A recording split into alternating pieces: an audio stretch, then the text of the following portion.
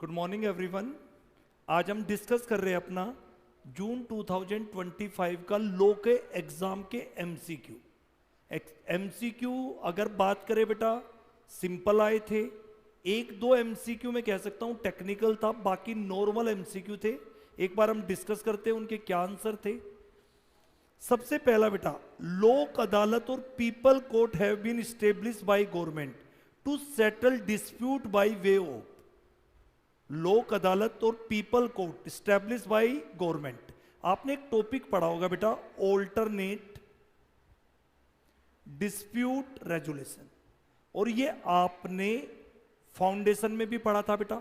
Alternate dispute resolution कि आप court से बाहर जाके भी डिस्प्यूट को रिजोल्व कर सकते हो। उसके लिए हमारे बेटा आर्बिट्रेशन होता है, कॉन्सिलेशन होता है, मीडिएशन होता है, और आपका ये जो लोक अदालत।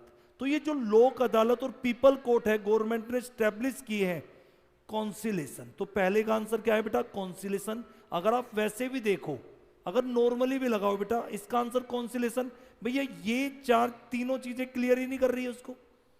आपको ऑल्टरनेट डिस्प्यूट रेजुलेशन में 4 तरीके होते हैं, मीडिएशन, कॉन्सिलेशन, आर्बिट्रेशन। तो यहां पे सीधा सीधा अगर देखा जाए बेटा, यूनिक यहां पे क्या दिख रहा है आपको? कॉन्सिलेशन। तो पहले क्वेश्चन का आंसर क्या था बेटा? Conciliation. When the consent is caused by undue influence.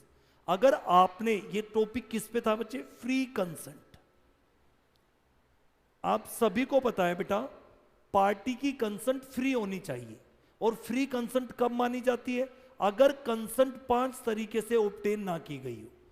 First, आपका कोर्सन, अनड्यू इन्फ्लुएंस, फ्रॉड, मिसरिप्रेजेंटेशन और मिस्टेक। यहां पे किस केस कौन सा था? Undue influence. अगर कंसेंट बेटा 4 तरीके से ऑब्टेन की गई है तो उसका इफेक्ट क्या होता है? एग्रीव्ड पार्टी के पास ऑप्शन होता है, वो कौन सा कॉन्ट्रैक्ट बन जाता है बेटा? वॉइडेबल। यहां पे किसकी बात हो रही है? वॉइडेबल। यानी एग्रीव्ड पार्टी के पास ऑप्शन था, वो कॉन्ट्रैक्ट को वॉइडेबल बना सकती है। तो यहां पे अनड्यू इन्फ्लुएंस था। अगर अनड्यू इन्फ्लुएंस की जगह यहां पे कोर्सन होता, फ्रॉड होता, मिस रिप्रेजेंटेशन होता, तो भी आपका आंसर वॉइडेबल था। हम मिस्टेक में वॉइडेबल नहीं होता। तो मैं ये सिर्फ आपको एमसीक्यू आज के पॉइंट ऑफ व्यू से नहीं बता रहा हूं, कल फ्यूचर में बेटा आपको मदद मिलेगी कि कल भी यहां पे सिर्फ अनड्यू इन्फ्लुएंस की वजह से वॉइडेबल नहीं आंसर है। अगर यहां पे कोर्सन, फ्रॉड, मिस रिप्रेजेंटेशन होता तो एग्रीमेंट क्या हो जाता? Voidable at the option of aggrieved party. Third, unlawful act by which intending purchaser is, ये आपका ऑक्शन सेल पे था बच्चे। ऑक्शन सेल पे क्वेश्चन था, और आपके मॉड्यूल में ये क्वेश्चन नहीं है बेटा, टॉपिक भी आपको नहीं कराया गया बेटा, लेकिन इसका आंसर क्या है बेटा? An unlawful act. अगर आपने क्या किया है बेटा? Intending purchaser is prevented from bidding, या प्राइस रेज करना चाहते हो ऑक्शन सेल, इसको क्या बोलते हैं? डैंपिंग। इस सिचुएशन को क्या बोलते हैं? डैंपिंग। नेगोशिएबल इंस्ट्रूमेंट 3 तरीके के होते हैं, आपको पता है बेटा। चेक किसने बता ही दिया, बिल ऑफ एक्सचेंज, और आपको पता है सेक्शन 13 क्या बोलता है? Kind of negotiable instrument. Negotiable instrument are 3 kinds. ये बात कहां लिखी है? सेक्शन 13 में। चेक बताया उसने, बिल ऑफ एक्सचेंज, तो तीसरा कौन सा बचा? प्रोमिसरी नोट, जिसका सेक्शन क्या होता है? Section 4। Next, in an LLP which partner are typically not involved in day to day operation and decision making। अगर मैं बात करूं बेटा, ये क्वेश्चन ही गलत है। अगर उसे LLP की जगह यहां लिखना था पार्टनरशिप।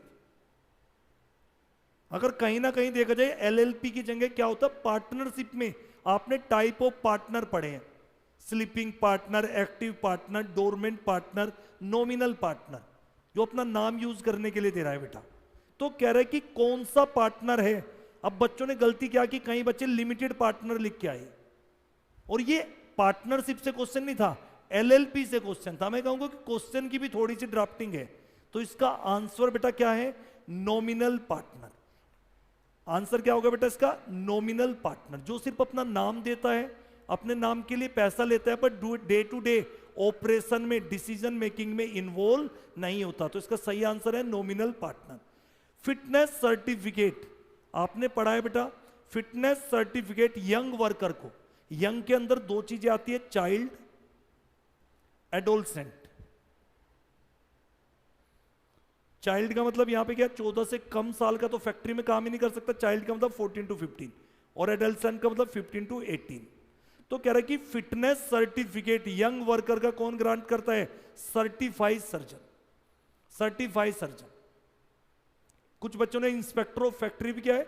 इंस्पेक्टर फैक्ट्री को एग्जामिन करता है। हम अपनी क्लास में बोलते हैं इंस्पेक्टर को चुलबुल पांडे, जो ये देखता है फैक्ट्रीज एक्ट कंप्लाई हुआ है या नहीं। लेकिन यहां का आंसर क्या था, सर्टिफाइड सर्जन, जो फिटनेस सर्टिफिकेट देता है कि जो भी पर्सन फैक्ट्री में काम करने जा रहा है, यंग वर्कर, वो उस काम के लिए फिट एंड प्रॉपर पर्सन है।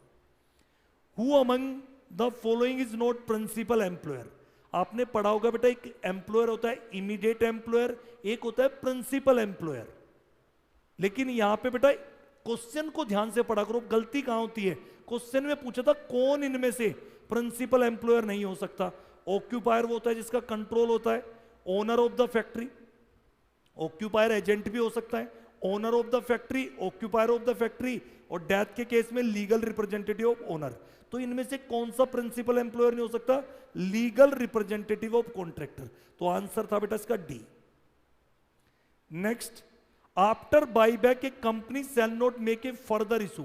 यहां पे भी बच्चे गलती करके आते हैं बेटा, स्पीड से देखते हैं। कई बच्चों ने गलती की, उन्होंने 1 साल पे भी आंसर लगाए। क्यों? क्योंकि सेक्शन 68 बोलता है 2 बाईबैक में कम से कम 1 साल का गैप होना चाहिए। लेकिन ये क्वेश्चन 1 साल का गैप नहीं पूछ रहा था।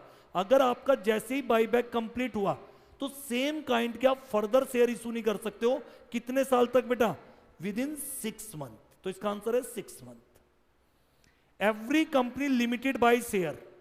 बेटा कंपनी में जो मेंबर होते हैं उनके रजिस्टर मेंटेन होते हैं। सेक्शन 88 आपने पढ़ा होगा। सेक्शन 88 में क्या होता है, मेंबर के भी रजिस्टर मेंटेन होते हैं, डिबेंचर के भी रजिस्टर मेंटेन होते हैं, फॉरेन मेंबर के भी रजिस्टर मेंटेन होते हैं। लेकिन ये आपसे क्या पूछा था बेटा, अगर कंपनी लिमिटेड बाय शेयर है तो रजिस्टर ऑफ मेंबर मेंटेन होंगे MGT 1, management 1। Next, the matter that shell contain article of association of company. अब बेटा आपको पता होना चाहिए, शेड्यूल 1 कंपनीज एक्ट में 7 शेड्यूल होते हैं। शेड्यूल 1 के अंदर दे रखा है बेटा MOA और AOA दोनों का फॉर्मेट होता है बच्चों। शेड्यूल 1 में MOA का भी फॉर्मेट है और AOA का भी फॉर्मेट है। तो शेड्यूल 1 में टेबल दे रखी है बेटा। MOA की टेबल होती है कहां से, table A, B, C, D, E, और AOA की टेबल कहां से स्टार्ट होती है, table F, G, H, I, J। और company on the basis of liability, company है 3 टाइप्स। भारत में प्रैक्टिकली होती है कंपनी लिमिटेड बाय शेयर। तो अगर पेपर में कभी क्वेश्चन पूछे टेबल कौन सी होती है कंपनी लिमिटेड बाय शेयर के लिए, टेबल F। MOA के लिए पूछ लेता तो लिखना था आंसर टेबल A। लेकिन आपसे क्या पूछा था, कंपनी लिमिटेड बाय शेयर में जो शेड्यूल 1 है उसकी टेबल कहां पे दे रखी है, टेबल F। बेटा ये जो क्वेश्चन है भाई, ये क्वेश्चन समझना। अब यहां पे मैंने देखा है बेटा यहां पे कुछ लोगों के ओपिनियन गलत है। मैं ये नहीं कहूंगा विद ड्यू रेस्पेक्ट कि भैया कई बार टीचर बेटा बहुत जल्दी में होता है, मैं बिल्कुल भी क्रिटिसाइज नहीं करूंगा, मैं टीचर हूं, गलती हो सकती है। लेकिन यहां का जो जेन्युइन आंसर है वो मैं आपको बता रहा हूं। बेटा एलिजिबल कंपनी क्या होती है, एलिजिबल कंपनी हमेशा एक पब्लिक कंपनी होती है। एलिजिबल कंपनी जब भी डिपॉजिट एक्सेप्ट करती है, पहले तो एलिजिबल कंपनी वो आपसे नहीं पूछा, एलिजिबल कंपनी जब डिपॉजिट एक्सेप्ट करती है तो उसे अप्रूवल लेनी होती है। तो कुछ लोगों ने SR लगाया है बेटा, वो गलत है। 100% मैं आपको कह रहा हूं चैलेंज के साथ। रूल 2 में आप एलिजिबल कंपनी की डेफिनेशन देख सकते हैं। बोर्ड रेजुलेशन ये भी गलत है। इसका सही आंसर है A, ऑर्डिनरी रेजुलेशन। अब सुनना मेरी बात, अगर पेपर में तुमसे पूछता कि डिपॉजिट, एक एलिजिबल कंपनी डिपॉजिट एक्सेप्ट करिए, जनरल आंसर इसका SR है। लेकिन 180 में एक लिमिट दे रखी है बोरोइंग की। अगर 180 की बोरोइंग, 180 की जो लिमिट है उसके अंदर आपने डिपॉजिट एक्सेप्ट किया है तो फिर इंस्टेड ऑफ SR आपको ऑर्डिनरी रेजुलेशन पास करना पड़ेगा। तो बेटा ये मैं 100% दावे के साथ कह रहा हूं, आंसर है OR। और इसका रूल 2 आप देख सकते हो, डेफिनेशन। हाँ 180, इसका क्वेश्चन पूछा गया था तुमसे, अगर एक eligible company public deposit accept कर रही है within the limit of 180 subsection 1 clause C, तो फिर OR होता है। अगर ये ना पूछता, 180 की लिमिट ना लिखी होती, तो आंसर आपका SR था। अब ये आंसर क्या है बेटा? OR। Paid up share capital आपको पता है 100 करोड़ और मोर, टर्नओवर 300 करोड़ और more. In respect of property and asset of company, आप सभी को पता है बेटा, लीगल पोजीशन ऑफ डायरेक्टर, जो कंपनी का डायरेक्टर होता है, लीगल पोजीशन डायरेक्टर की क्या होती है? लीगल पोजीशन ऑफ डायरेक्टर एक होती है एजेंट और एक होती है ट्रस्टी। तो भैया यहां एजेंट तो दिख नहीं रहा है, तो लीगल पोजीशन होती है डायरेक्टर की as a agent, as a trustee. Company अपनी प्रॉपर्टी अपने नाम पे होल्ड करती है, पर उसका ध्यान कौन रखते हैं? Board of director. तो ये क्या हुआ यहां से answer? Trustee. In a popular theme, innovation related to theory, बेटा ये जापानीज वो है costing in kaizen costing. What is the name of this theme?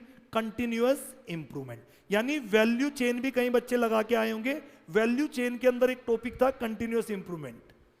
फिर बेटा आपका था moral management require ethical leadership, it entail more than just not doing wrong. तो ये बेटा आपका 15 क्वेश्चन थे बेटा, जो मैं कहूंगा 10 क्वेश्चन ऐसे थे जो कोई भी बच्चा सोल्व कर सकता था। 5 क्वेश्चन में से 3 क्वेश्चन ऐसे थे जिनको थोड़ा सा जल्दबाजी में कुछ बच्चे गलत करके आए हैं। आगे से इन बातों की सीख ले बेटा, और बहुत अच्छे से क्वेश्चन को बहुत ध्यान से पढ़े। कई बार आपसे पॉजिटिव नहीं, आपसे पूछ रहा था इनमें से क्या नहीं है। ठीक है बच्चे, तो ये आज का हमारा एक छोटा सा बेटा एक आपका MCQ बेस्ड वीडियो थी, और विद लॉजिक बताया ताकि आपको कोई कंफ्यूजन न रहे। तो कंफ्यूजन दूर करने के लिए मैंने कंसेप्ट को भी क्लियर करने की कोशिश की है बेटा। तो ये था बेटा, आगे हम मिलेंगे बेटा आपके साथ। ठीक है बच्चे, बाय बाय। आज मेरा मेन फोकस था, और प्लीज इस वीडियो को वो बच्चे जरूर देखें जिनका पेपर नहीं है। जिनके पेपर है बेटा, अपने पेपर पे फोकस करें। पेपर आप ऑलरेडी दे चुके हैं, टेंशन ना लें। ये उन बच्चों के लिए वीडियो है बेटा जो दिसंबर में पेपर देने जा रहे हैं।